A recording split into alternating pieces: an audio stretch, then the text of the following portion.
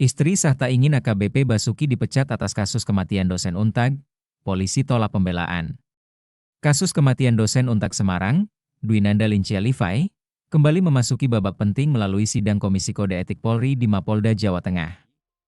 Sidang yang digelar tertutup pada Rabu, 3 Desember 2025 ini berlangsung hampir 8 jam dan menjadi pusat perhatian publik karena memuat banyak temuan baru terkait hubungan antara korban dan AKBP Basuki, perwira polisi yang menjadi saksi sekaligus orang pertama yang menemukannya. Dalam persidangan, AKBP Basuki resmi dijatuhi sanksi pemberhentian dengan tidak hormat atau PTDH. Meski demikian, momen yang paling menyita perhatian adalah kehadiran istri sah Basuki yang datang langsung memberikan pembelaan. Ia mengakui mengetahui hubungan terlarang suaminya dengan Livai, namun tetap memohon agar karir Basuki tidak berakhir dengan pemecatan. Namun, Majelis Etik menolak permintaan tersebut karena menilai pelanggaran yang dilakukan cukup berat dan telah menurunkan citra Polri. Selain pembelaan, sidang juga mengungkap sejumlah fakta baru. AKBP Basuki mengaku bahwa pada malam sebelum korban ditemukan tidak bernyawa, ia sempat melihat Livai dalam kondisi melemah dan kesulitan bernafas. Namun karena merasa kelelahan, ia memilih untuk beristirahat dan baru terbangun beberapa jam kemudian, saat Livai sudah tidak bernyawa.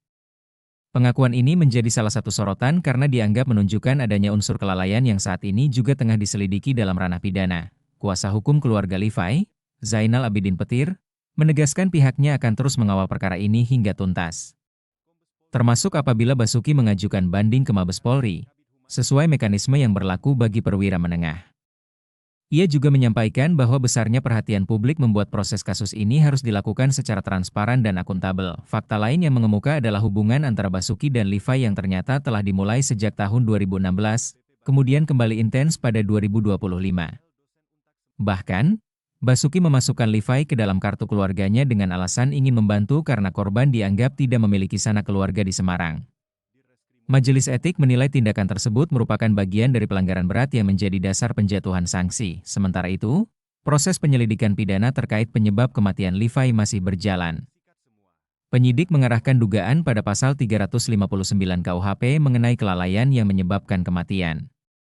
Polisi masih melengkapi alat bukti untuk memastikan apakah ada unsur pidana lainnya yang turut berperan. Dari pihak keluarga, harapan terbesar mereka adalah agar semua fakta bisa terungkap jelas, tanpa ada yang ditutupi.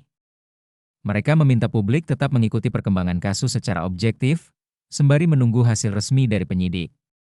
Putusan etik yang sudah dijatuhkan disebut menjadi langkah awal sebelum proses hukum di tingkat pidana dituntaskan.